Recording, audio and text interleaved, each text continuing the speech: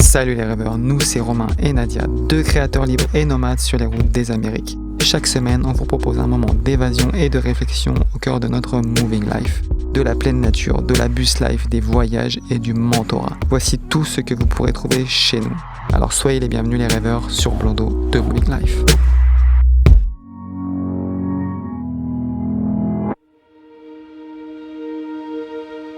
Salut les rêveurs et bienvenue à tous dans cette nouvelle vidéo. Aujourd'hui, vidéo un petit peu particulière sur fond de nostalgie car dans quelques semaines, notre vie va encore bouger, notre vie va encore évoluer. Cela fait maintenant plus de 2 ans que nous vivons ici dans la région de Mégantic. Et pour marquer le coup, on voulait vous emmener avec nous pour un voyage autour du lac dans nos endroits coup de cœur en vous racontant une petite histoire. Avant de démarrer cette vidéo, je tiens à vous préciser que celle-ci est sponsorisée par notre partenaire Gobayava Voyage, notre assurance privilégiée depuis bientôt 1 an. Et si je tiens à le préciser, c'est que dans le contexte actuel du monde, c'est d'autant plus important de souscrire une assurance lors de tous ces déplacements. Je referme maintenant cette petite parenthèse et c'est parti pour un voyage de quelques minutes autour de ce magnifique lac Mégantic aux couleurs de l'automne. Notre histoire commence au bord du mont Mégantic, sur le chemin de Franceville. C'est pas ici que nous sommes arrivés dans la région, c'est ici que nous avons eu notre premier coup de cœur. C'est ici que l'appel de la nature s'est vraiment imposé à nous. En prenant la route de Valracine en direction du village de Piopolis, vous aurez à toute heure du jour, de l'aurore au crépuscule, une vue absolument magnifique sur la chaîne de montagnes des Appalaches. Ce que vous vivrez en regardant ces montagnes, c'est véritablement un moment d'évasion. Pourquoi ? Parce que non seulement ces montagnes sont magnifiques, mais elles servent aussi de frontière entre le Canada et les États-Unis. C'est donc d'emblée un appel au voyage, c'est d'emblée un appel à quelque chose de plus grand, de plus vaste. Et nous, c'est vraiment quelque chose qui nous a touchés en plein cœur quand on est arrivé. Quand on voit ces montagnes, on voit la liberté.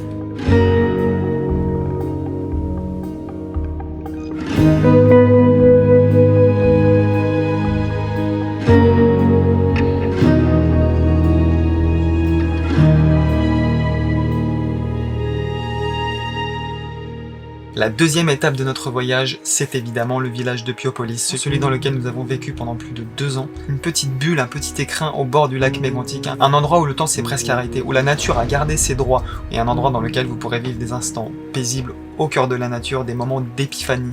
La proximité du lac, le marais, cette nature sauvage où les animaux foisonnent, vous pourrez y voir de nombreux chevreuils, des espèces d'oiseaux endémiques comme le huard. C'est vraiment un village dans lequel on vient se déposer pour un moment hors du temps.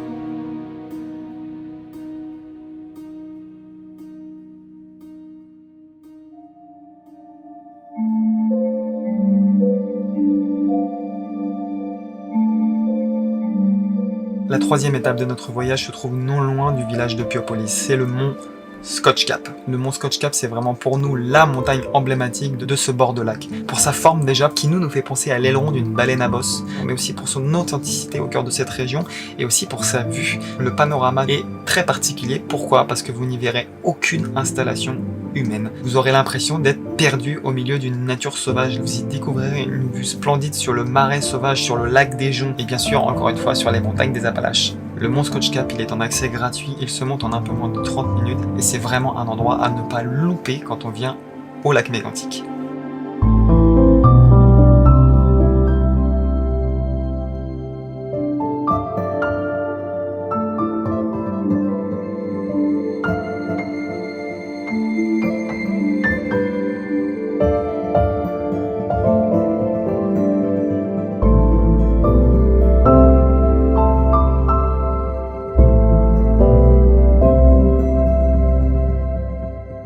montagne. Celle-ci est vraiment petite et pas très dangereuse à gravir, mais sachez par ailleurs que l'assurance Gobaeva propose des extensions d'assurance justement pour la pratique d'activités de plein air un petit peu plus poussées, comme les treks en haute montagne, l'alpinisme, la spéléologie, le ski.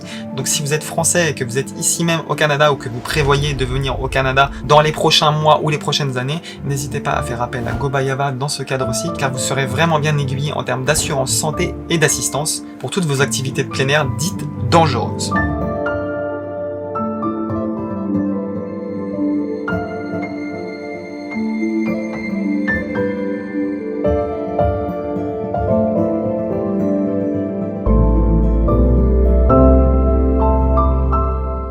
La quatrième étape de notre voyage, c'est justement le marais du sud du lac Mégantic, un marais sauvage, un marais préservé. Il n'est pas visible et accessible gratuitement, par contre ce que vous pouvez faire c'est le traverser en descendant la rivière Arnold. Croyez-nous, si vous faites cette descente, vous ne serez absolument pas déçus, parce que quelle que soit la saison, déjà vous aurez tantôt l'impression d'être dans un bush en Floride, ou en Alaska dans une tourbière sauvage où on aurait presque l'impression qu'un ours va débarquer à n'importe quel moment. Vous pourrez y voir de magnifiques espèces d'oiseaux, et notamment si vous avez de la chance, le fameux pigargue à tête blanche.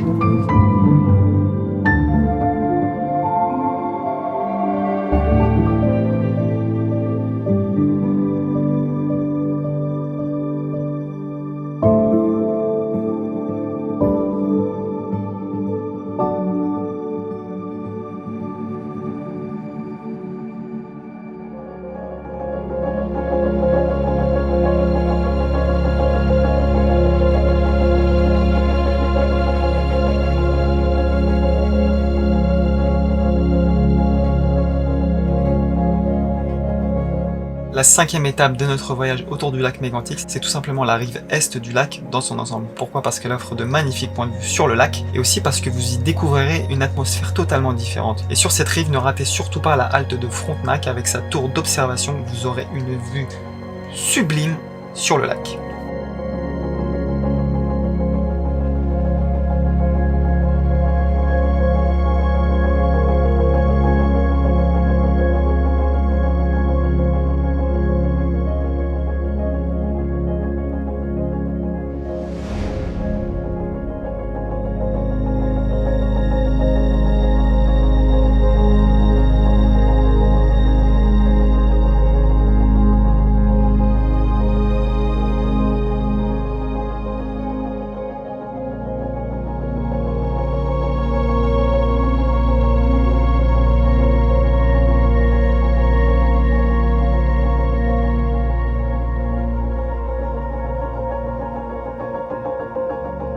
La sixième étape de notre voyage n'est pas à proprement parler au bord du lac Mégantic, c'est un autre lac. Mais pourquoi on a décidé d'en parler?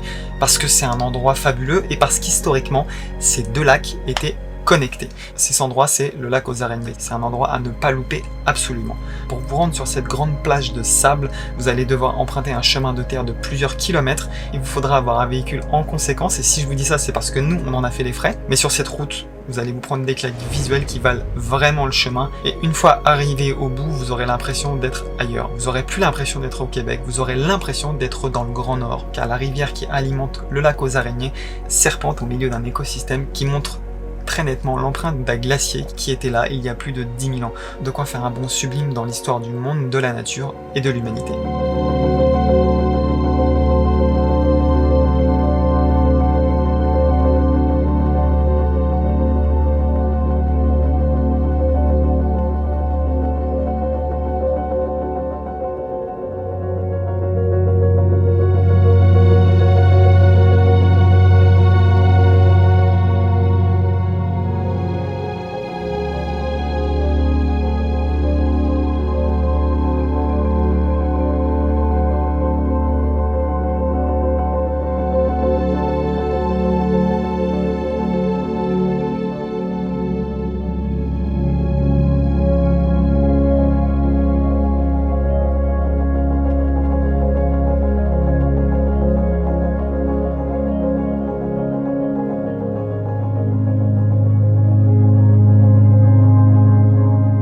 Ce voyage compté autour du lac Mégantic est maintenant terminé.